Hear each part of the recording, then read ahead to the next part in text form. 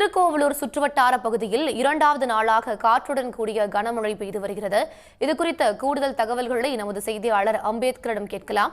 அம்பேத்கர், விவரங்கள்.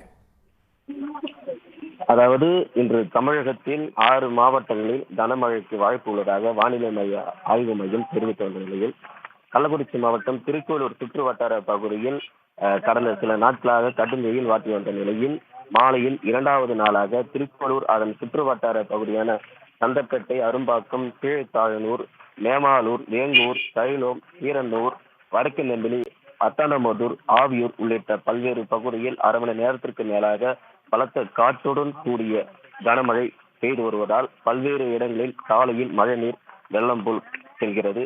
இந்த கனமழையால் பொதுமக்கள், மானாவாரி பயிர் செய்யும் விவசாயிகளும் மகிழ்ச்சி அடைந்துள்ளனர். இந்த கனமழையால் குளிர்ச்சியான காற்று வீசுவதால் பள்ளி மாணவர்கள் பள்ளியில் இருந்து வீட்டிற்கு உற்சாகத்துடன் செல்கிறார்கள். விவரங்களை வழங்கியமைக்கு நன்றி அம்பேத்கர். சன் நியூஸ் வாட்ஸ்அப் சேனலை ஃபாலோ செய்யுங்கள். QR கோடை ஸ்கேன் செய்து சன் நியூஸோடு இணைந்திருங்கள்.